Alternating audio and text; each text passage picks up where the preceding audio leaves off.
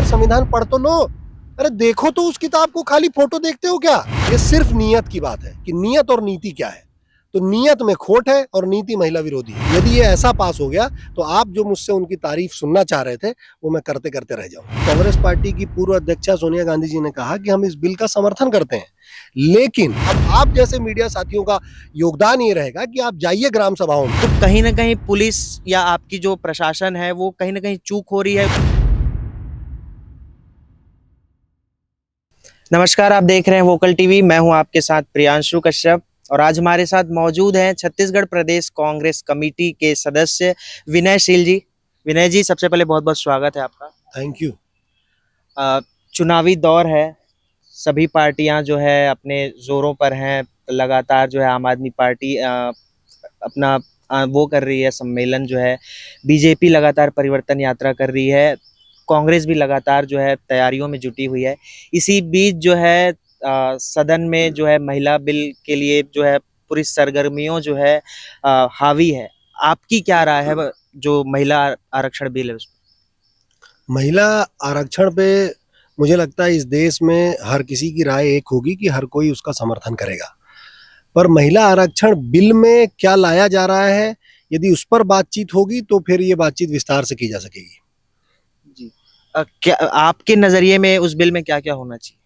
महिला आरक्षण बिल में सबसे पहले महिलाओं को आरक्षण दिया जाना चाहिए और भारत की महिलाओं के आरक्षण का बिल जो 2010 के बाद अब आज 2023 में हम हैं, तो जो आज तक रुका हुआ है उसको जितना जल्दी हो सके लागू किया जाना चाहिए, मतलब उसे और टाला नहीं जाना चाहिए।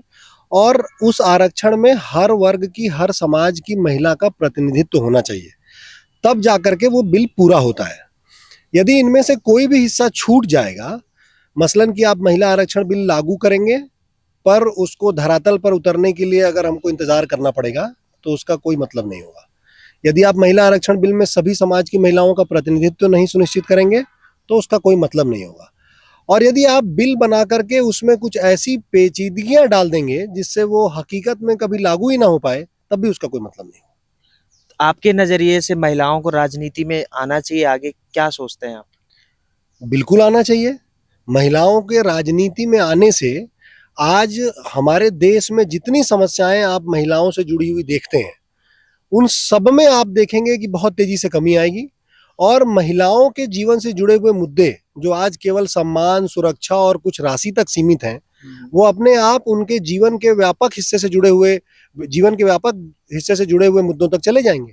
मसलन जितने अपराध महिलाओं से जुड़े हैं उनमें कमी आएगी, जो अपराधी प्रवृत्ति के लोग संसद में बैठे हैं उनकी संख्या में कमी आएगी, और उसके साथ साथ पूरे देश में जो महिलाओं को लेकर के एक अगंभीर रवैया है राजनीतिक तबके के अंदर कि कोई भी बयान दे देता है, किसी भी तरीके की बात कह देता है, उन सब जगहों पे आप उस बदलाव को देख पाएंगे।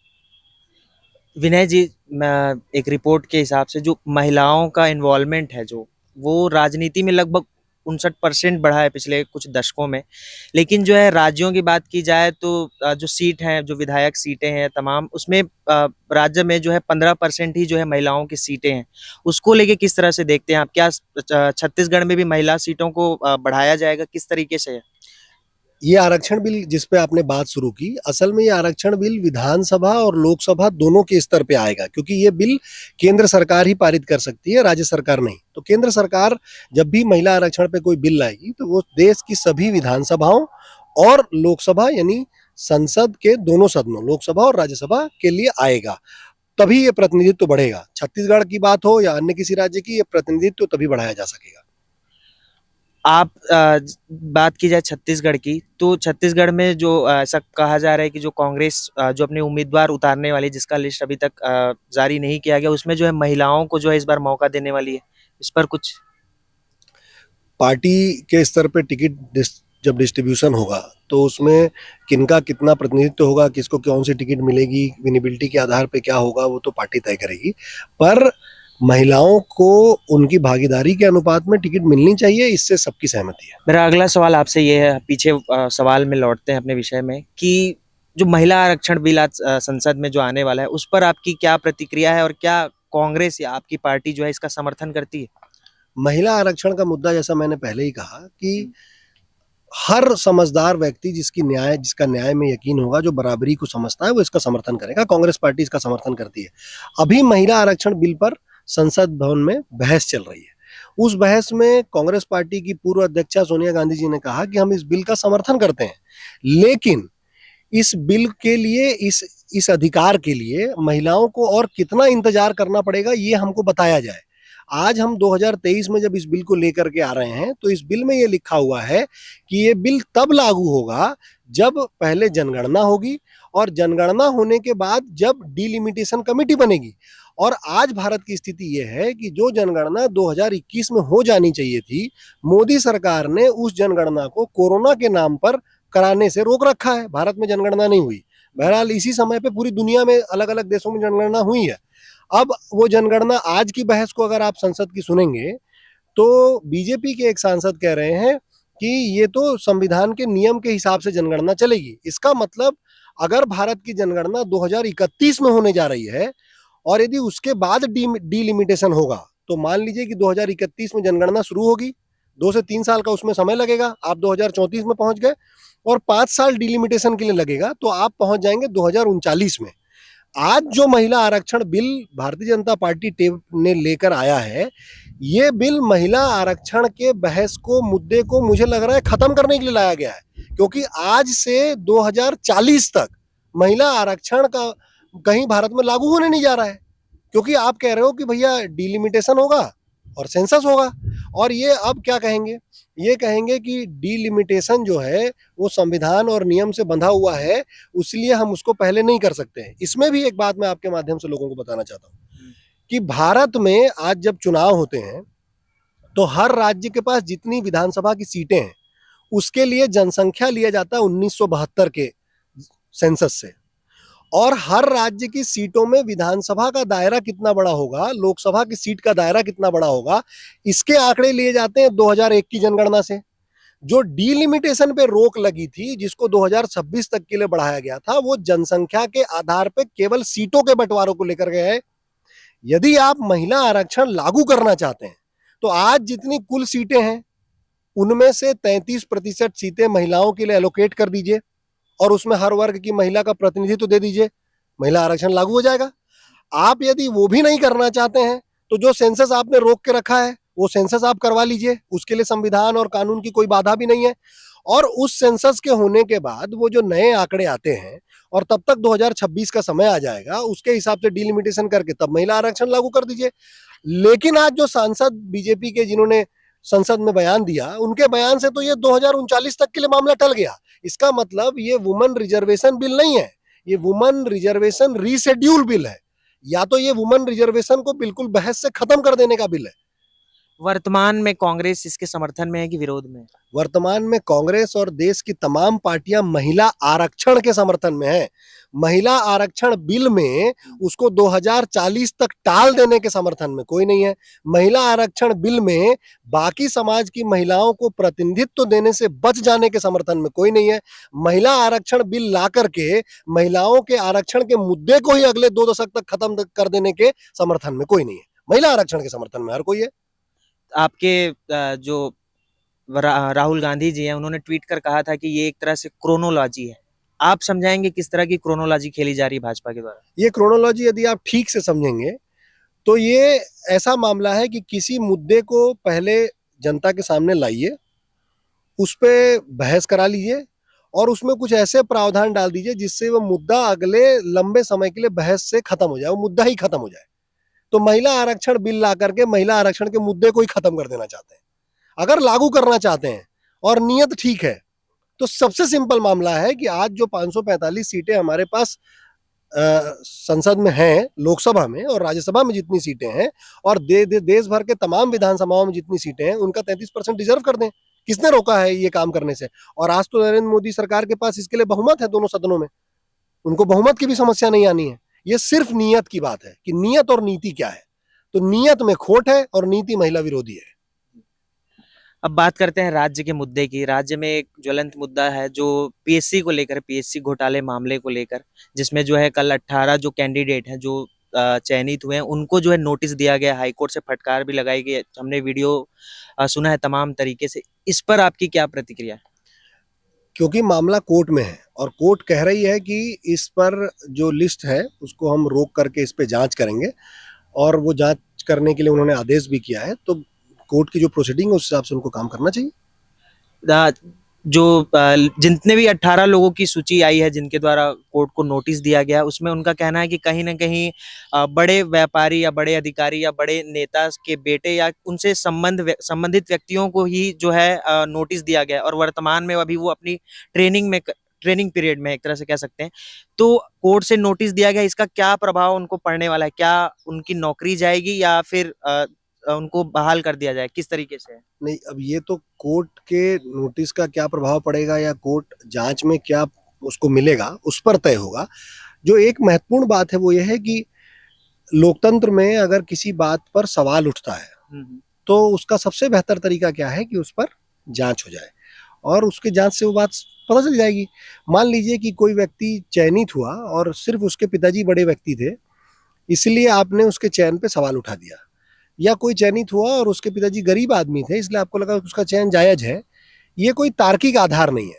लेकिन यदि किसी को लगता है कि प्रक्रिया में जिस तरह निष्पक्षता नहीं है, तो वो तो जो लोक सेवा आयोग है वो एक संवैधानिक संस्था है, स्वतंत्र संस्था है।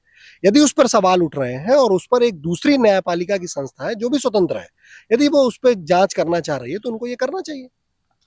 विनय जी, आपकी जो पार्टी है वो सत्ता में आने से पहले हाथ में गंगा जल लेके शपथ लिया था कि हम जब सरकार में आएंगे तो शराब बंद कर देंगे। तो शराब बंद होना चाहिए कि नहीं होगा, और होगा कि नहीं? क्योंकि बहुत सी महिलाएं जो है, हम जब जाते हैं चुनावी चर्चा में तो हमसे पूछते हैं कि शराब बंद कब होगा। आप बता दीजिए दर्शकों को कि शराब बंद कब होने जा रहा इस सवाल का जो पहला हिस्सा है वो ये है कि गंगा जल लेकर के कसम खाया था।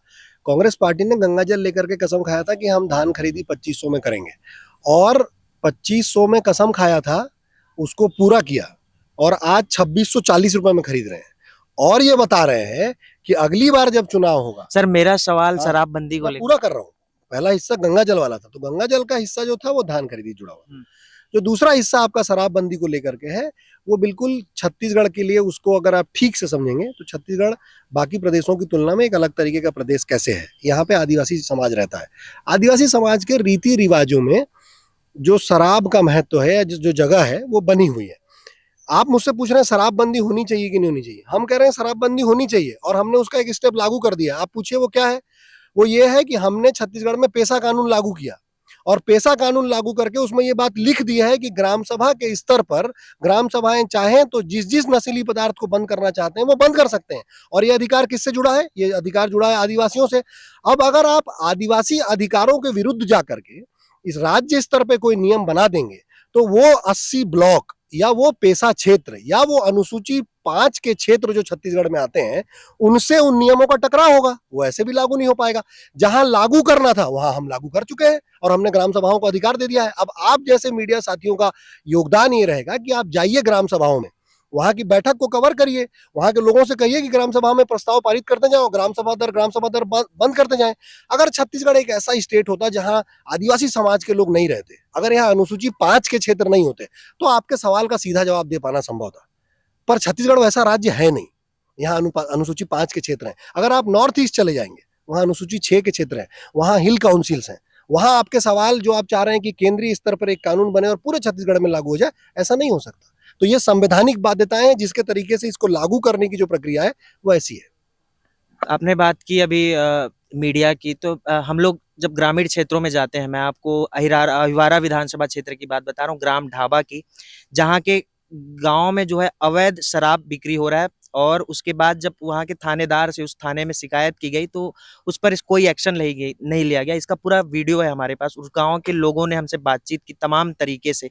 तो कहीं ना कहीं पुलिस या आपकी जो प्रशासन है वो कहीं ना कहीं चूक हो रही है उसको बंद करने में, या फिर क्योंकि आपके मुख्यमंत्री जो हैं वो कहते भी हैं कि आप अगर पीना बंद कर देंगे तो हम अभी बंद कर देंगे शराब। तो इस तरीके के जवाब एक मुखिया को, एक जिम्मेदार पद में है, क्या देना उचित है? अच्छा, शराब हो या कोई भी नशीला पदार्थ हो, ये समस्या किसकी है? ये समस्या सामाजिक समस्या है। या तो सामाजिक स्वीकार्यता मिलेगी तो समस्या बढ़ेगी, सामाजिक स्वीकार्यता जैसे जैसे कम होगी समस्या खत्म होती चली जाएगी। यही मामला है ना। पहले हिस्से में मैंने आपको बताया कि ट्राइबल क्षेत्रों के साथ और संवैधानिक कानून और लीगल कानून में क्या बाध्यता है। जो दूसरा हिस्सा आप पूछ रहे हैं इसी छत्तीसगढ़ की सरकार में 50 से ज्यादा शराब की दुकानें बंद हुई। इसी छत्तीसगढ़ की सरकार में, हमारी कांग्रेस की सरकार में, जो आपके हुक्का बार थे वो बंद हुए। आपके बगल के 7 राज्यों में चल रहे हैं, आप पता कर लीजिएगा। जो सवाल का तीसरा हिस्सा आपका है कि जहरीली शराब, आपने क्या कहा, नकली शराब। ये जहरीली शराब और नकली शराब का मामला उन्हीं जगहों पे सबसे ज्यादा है जहां पे शराब बंदी एकाएक लागू कर दी गई और लोग जहरीली और नकली शराब ले लेकर के पी के मरने अवैध लगे। शराब की हाँ, बात है। अवैध शराब। जी। तो अवैध और वैध कैसे होगा? वैध का मतलब है जिसका ड्यूटी टैक्स लगता है और जो उस तरीके से दुकानों में जाती है। अवैध मतलब जो लोग मनमाने तरीके से बना लेते हैं और यूज करते हैं। तो उस अवैध सरकार पे तो सरकार लगातार लोग रोक लगा रही है, ना सिर्फ शराब के, हुक्का और बाकी नशीली पदार्थों पे भी सरकार काम कर रही है। तो छत्तीसगढ़ के लिए जब आप इस मॉडल को देखेंगे तो एक चीज और देखिएगा आज के बाद, कि किसी चीज का जमीन पर लागू होना ज्यादा महत्वपूर्ण है या उसका सिर्फ एक कानून बना देना और उसको हवा में कानून बना करके खत्म कर देना ज्यादा महत्वपूर्ण है। अगर जमीन पर लागू होना महत्वपूर्ण है तो फिर यह प्रक्रिया तो ग्रेजुअल ही चलेगी। अगर आप चाहते हैं कि सिर्फ एक कानून बना दीजिए संतुष्टि के लिए, तो फिर वो कानून तो बनाया जा सकता है। छत्तीसगढ़ के केस में बहरहाल आप वो भी नहीं कर पाएंगे क्योंकि आपके पास अनुसूची 5 के क्षेत्र है। मेरा अगला सवाल है, जो नया रायपुर के आसपास के क्षेत्र हैं, जो कया बांधा, राखी, जब वहाँ हम पहुंचे तो बहुत से लोगों ने सवाल किया कि उनकी जमीन जो अधिग्रहित की गई है नया रायपुर, जो उसको विकास कार्यों के लिए, तो उसमें लोगों ने बताया कि उनकी 1 एकड़ जमीन में उनको 5,90,000 रुपए ही दिए गए, जबकि मुख्यमंत्री के द्वारा उन्हें आश्वासन दिया गया था नौकरी के लिए भी और पैसे के लिए भी। तो 1 एकड़ जमीन के लिए 5,90,000 कितना मुनासिब है और कितना कुछ बेहतर? इस पे आप क्या कहना चाहते हैं? अगर सरकार ने कोई नीति बनाई है, बहरहाल मैं इस विषय से बहुत ठीक से परिचित नहीं हूँ, पर यदि सरकार ने नीति बनाई है और हमारे मुख्यमंत्री जी ने कहा है कि इस पर ये मुआवजा मिलेगा और ये नौकरी मिलेगी, और अगर आप कह रहे हैं कहीं नहीं मिली, तो उसको प्राप्त करने में आप मुझे साथ लेकर के चलिए, मैं उनके साथ आवेदन लेकर के मुख्यमंत्री निवास अपने मुख्यमंत्री के पास चलूंगा। सर, उन क्योंकि लोग मैं उनको जानता हूँ कि ये बात यदि किसी की छूट गई है या किसी को मुआवजा नहीं मिला है तो उस प्रतिनिधि मंडल के साथ मैं चलूंगा। मैं आपसे कह रहा हूं, आप मुझे बताइएगा, आप कवर भी करिएगा, हमारे साथ चले, और जो नीति बनी उस नीति सबको मिलेगा। क्योंकि नीति बनने का मतलब क्या होता है? नीति बनने का मतलब है कि ऑफिशियली स्टेट ये स्वीकार कर चुका है कि यदि हम किसी भी तरीके का अधिग्रहण करेंगे तो उसमें इस तरीके का मुआवजा देंगे। लेकिन लोगों ने जो है बहुत सी बातें की। हालांकि चर्चा को मैं अब संसद की तरफ फिर वापस लेकर जाना चाह रहा हूँ। आज जो है संसद में जब भारत का प्रस्तावना, संविधान की प्रस्तावना की कॉपी दी गई, तो उसमें जो है वास्तविक जो कॉपी थी और संशोधित थी, क्योंकि संविधान में धर्मनिरपेक्ष और समाजवाद 2 ऐसे शब्द हैं जो संशोधन करके जोड़े गए, इससे पहले नहीं थे। तो वो शब्द में उस कॉपी में जो 2 शब्द थे वो गायब थे। तो क्या लगता है आपको कि जो केंद्र की सरकार है कहीं ना कहीं कुछ इशारे कर रही है वो 2 शब्द को हटाने का, या तो फिर क्या कुछ है? उसका एक कारण तो ये है कि जो मूल संविधान था, मूल संविधान में वो 2 शब्द नहीं है। तो कई बार क्योंकि वो केंद्र सरकार की मंशा को सूट करता है तो वो जानबूझ करके शुरुआती जो संविधान के प्रियम्बल की कॉपी थी वो बंटवा देती है। पर यदि इसकी बहस में जाएंगे तो भारतीय जनता पार्टी को इन दोनों शब्दों से दिक्कत है। पहला शब्द है सेकुलर और दूसरा शब्द है सोशलिज्म और सेकुलरिज्म। सेकुलरिज्म का सिंपल मतलब यह है कि आप जो धर्म मानते हैं उस धर्म को आप मान सकते हैं। सोशलिज्म का सीधा मतलब यह है कि भारतीय राज्य अपने लोगों के बीच जो असमानता है उसको दूर करने के लिए काम करेगा। एक बात जो मैं आपके माध्यम से बहुत सारे लोग जो इस चैनल को देखते होंगे उनको बताना चाहता हूं कि ये दोनों शब्द भले 42वें संविधान संशोधन की वजह से आए, लेकिन इन दोनों शब्दों का जो पूरा अर्थ है वो भारतीय संविधान के अलग अलग अनुच्छेदों में बहुत पहले से, जिस दिन ये संविधान बना उस समय से लिखा गया है। तो ये जो सवाल आज ये बार बार उठता है, ये सवाल सुप्रीम कोर्ट के पास गया।